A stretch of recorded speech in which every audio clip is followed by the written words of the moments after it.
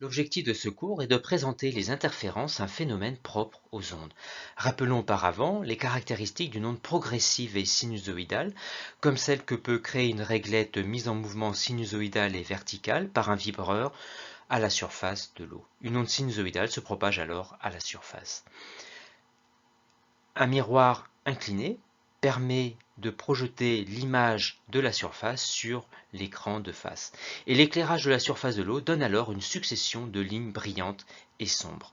En effet, la forme convexe de l'eau ici fait converger les rayons lumineux à la manière d'une lentille convergente, alors que la forme concave ici fait diverger les rayons, d'où par contraste la succession de lignes brillantes et sombres.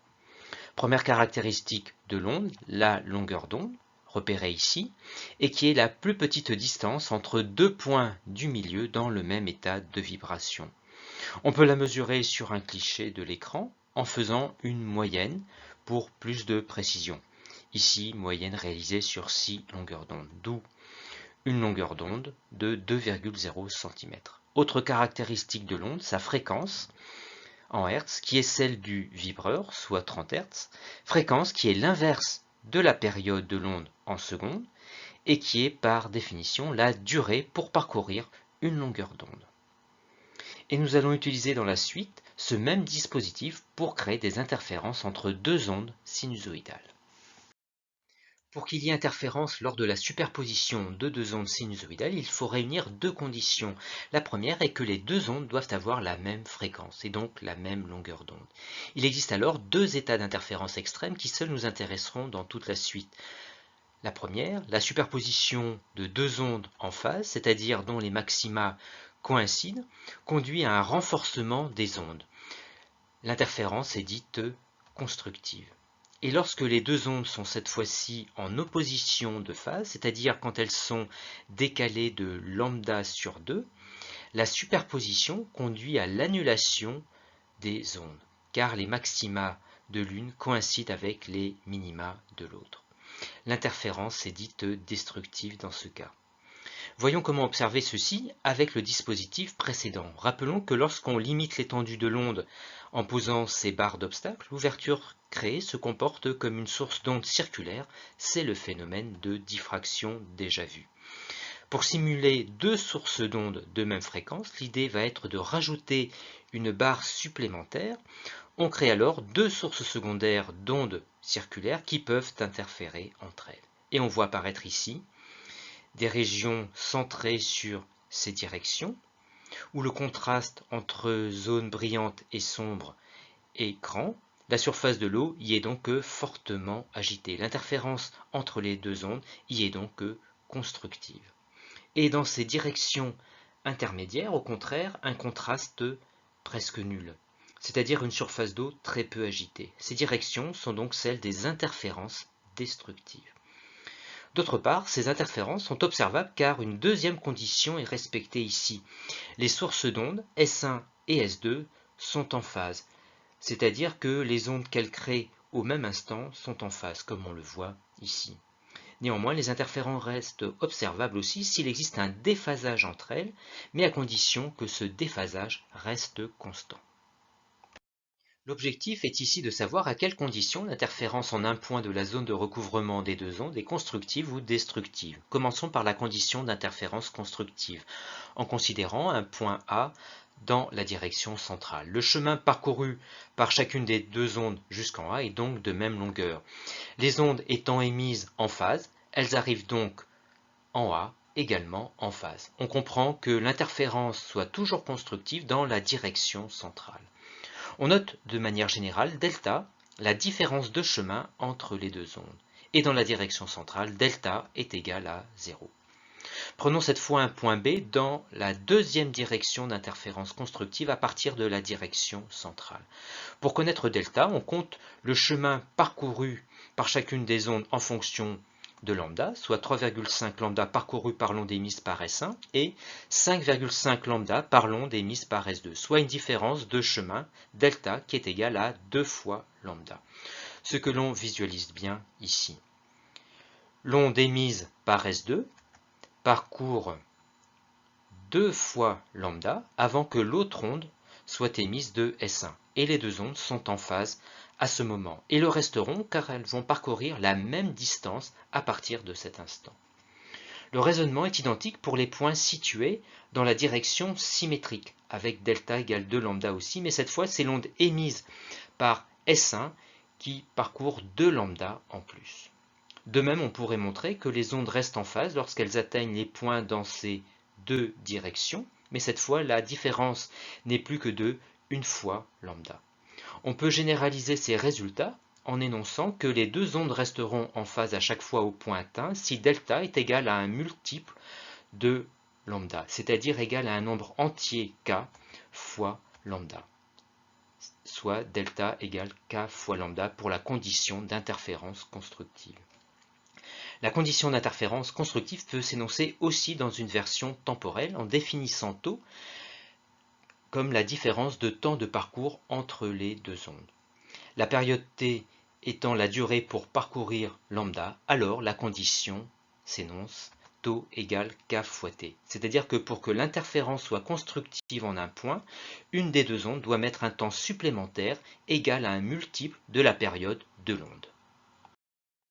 Voyons maintenant la condition d'interférence destructive en prenant un exemple, le point C, et en comptant la distance parcourue par les ondes jusqu'au point C, soit 4 lambda depuis S1 et 6,5 lambda depuis S2, soit une différence de chemin delta qui est égale à 2,5 lambda, ce que l'on visualise bien ici. L'onde émise par S2 parcourt 2,5 lambda, soit 2 longueur d'onde plus une demi-longueur d'onde avant que l'autre onde soit émise par S1 et les deux ondes sont alors en opposition de phase à ce moment à cause de la demi-longueur d'onde parcourue en plus. Et les deux ondes resteront en opposition de phase ensuite car elles vont parcourir alors la même distance jusqu'au point C. On peut généraliser tout de suite la condition d'interférence destructive en énonçant que delta doit être égal à un demi-entier fois lambda, c'est-à-dire un nombre entier de longueurs d'onde plus une demi-longueur d'onde qui provoque l'opposition de phase. Ce que l'on formalise par delta égale k plus un demi fois lambda, où k est toujours un entier. K égale 0 donne les deux premières directions, avec un demi fois lambda, soit 0,5 lambda. K égale 1 donne 3 demi fois lambda, soit 1,5 lambda. Et k égale 2 donne 2,5 lambda. Et là aussi, une version temporelle de la condition d'interférence destructive, taux égale k plus un demi fois t, la différence de temps de parcours doit être égale à un demi entier fois la période de l'onde. Ces conditions sont générales et s'appliquent à n'importe quel type d'onde, comme la lumière, comme on va le voir maintenant. Interférence qu'on va réaliser ici avec la lumière monochromatique d'un laser envoyé sur une double fente, chaque fente se comportant alors comme une source secondaire et en phase avec l'autre car le laser atteint les deux fentes au même moment. Avant de réaliser l'expérience, un rappel sur les caractéristiques de la figure de diffraction donnée par une seule fente. Des taches lumineuses centrales et secondaires séparées par des extinctions. Et une figure de diffraction horizontale ici est toujours perpendiculaire à la direction de la fente, ici verticale. Réalisons maintenant l'expérience avec la double fente. Et tout comme pour les ondes à la surface de l'eau, les interférences sont constructives et destructives uniquement dans des directions particulières, qui apparaissent par des franges brillantes, quand l'interférence est constructive, c'est-à-dire que les ondes émises par S1 et S2 y arrivent en phase. Entre les franges brillantes, des franges sombres, quand l'interférence est destructive. Cette fois, les ondes émises par S1 et S2 y arrivent en opposition de phase. D'autre part, on remarque que l'intensité des franges brillantes est modulée par les taches de diffraction dues à une seule fente, avec ses premières extinctions. On peut donc décrire la figure d'interférence comme une figure de diffraction, avec à l'intérieur des taches lumineuses les franges brillantes et sombres dues au phénomène d'interférence. Il existe une longueur caractéristique de la figure d'interférence. c'est la distance entre deux franges brillantes qui est la même qu'entre deux franges sombres et qu'on appelle interfrange notée I. L'interfrange est la même sur toute la figure d'interférence. C'est une constante qui dépend des paramètres de l'expérience, comme on va le démontrer dans la suite. Paramètres dont nous précisons les valeurs ici. Pour repérer chaque frange d'interférence, on représente un axe OX avec son origine O dans l'axe de la double fente. Passons à une représentation en vue de dessus. SOM, un point de l'écran qui reçoit comme tout point de l'écran les ondes issues de S1 et S2. On fait apparaître la différence de chemin, delta, qui a une expression qui n'est pas à connaître car toujours donnée dans l'énoncé d'un exercice est égale à B, l'interfente, c'est-à-dire la distance entre le centre des deux fentes, fois x, l'abscisse du point M, et grand D, la distance entre la double fente et l'écran. Faisons apparaître qualitativement quelques franges brillantes, sachant qu'en haut, l'interférence est constructive car le point O est à égale distance de S1 et S2. Et à chaque frange correspond une valeur de l'entier K. Comme on l'a dit, l'objectif est ici de relier l'interfrange I aux paramètres de l'expérience. Faisons la démonstration à l'aide de deux franges consécutives, ici K et K plus 1, séparées par une interfrange. On écrit la condition d'interférence constructive en xk, soit delta égale k fois lambda, en remplaçant delta par b fois xk sur grand D, et la même chose pour k plus 1. On isole ensuite xk plus 1 et xk en multipliant de chaque côté par grand D sur petit b.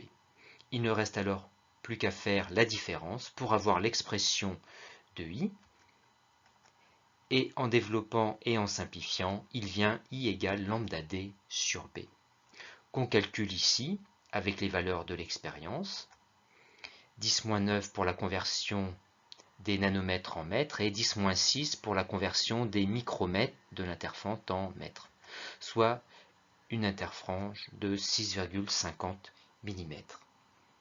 La connaissance de cette interfrange permet de prévoir la nature de l'interférence en n'importe quel point M de l'écran. Ainsi, pour un point M situé à 26 cm du point O, on voit que cette distance correspond à un nombre entier d'interfranges en faisant le rapport xm sur i, soit 40. Le point O étant brillant, 40 interfranges au-dessus, la frange sera donc aussi brillante, et donc interférence constructive au point M. Cette fois, pour un point M à 18,5 cm, le rapport xm sur i est un demi-entier, c'est-à-dire que M est au milieu de la 28e et de la 29e frange brillante. Il y aura donc interférence destructive au point M. En conclusion, on retient qu'il faut connaître les conditions d'interférence constructive, où la différence de chemin est un entier fois la longueur d'onde, et destructive, où cette différence de chemin est un demi-entier fois la longueur d'onde. Il faut connaître également les versions temporelles de ces conditions, et savoir les tester en calculant le rapport delta sur lambda, et selon que ce rapport est un entier ou un demi-entier, en déduire la nature de l'interférence. Ces conditions sont générales pour n'importe quel type d'onde, comme par exemple les ondes à la surface de l'eau. Au point B, le rapport delta sur lambda donne un entier et donc une interférence constructive, alors qu'au point C, ce même rapport donne un demi-entier et donc une interférence destructive. Ce raisonnement peut être appliqué pour les ondes lumineuses également, mais dans le cas particulier de ces ondes lumineuses, on peut également faire le rapport x sur i, x étant l'abscisse du point sur l'écran et i l'interfrange, et selon que ce rapport x sur i est un entier ou demi-entier, en déduire là également la nature de l'interférence. Et enfin, savoir démontrer la formule de l'interfrange, sachant que la différence de chemin dans ce cas sera donnée.